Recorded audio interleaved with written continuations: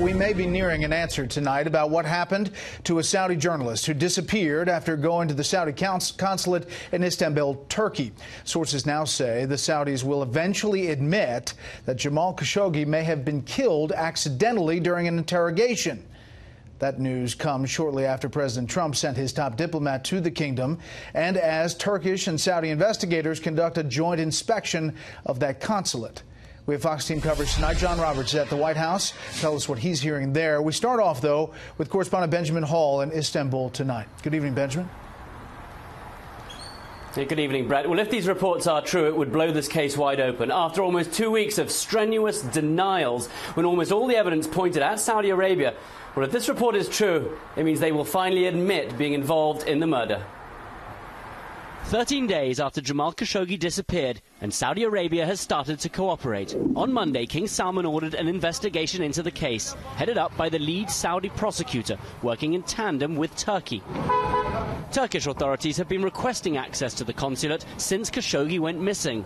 Finally today, it happened. For days now, Turkish authorities have been trying to get inside the Saudi consulate to find out what happened to Jamal Khashoggi.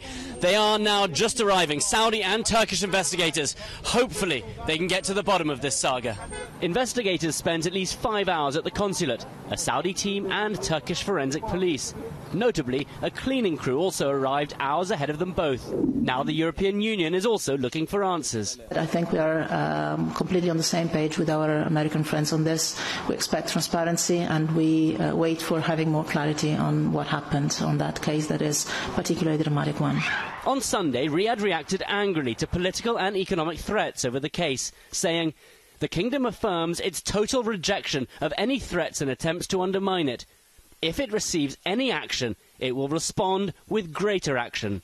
Saudi state media then suggested a hike in oil prices to $100, if not $200 a barrel. In another development, King Salman and President Erdogan of Turkey spoke by telephone Sunday evening, with both attempting to calm the situation. The king reiterated his country's keenness to maintain the relationship with Turkey the same way it is, and that no one will ruin that relationship. Pressure on the Saudis mounts as more leading business figures say they will not attend a major investment conference in Riyadh later this month. The CEO of Uber, Richard Branson, head of the World Bank and the head of JP Morgan, among a few to cancel. It's another major blow to the Saudis.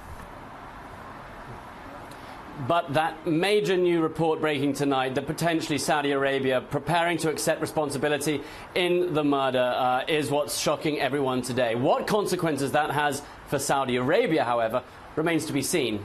Brett? Benjamin Hall in Turkey tonight. Benjamin, thank you.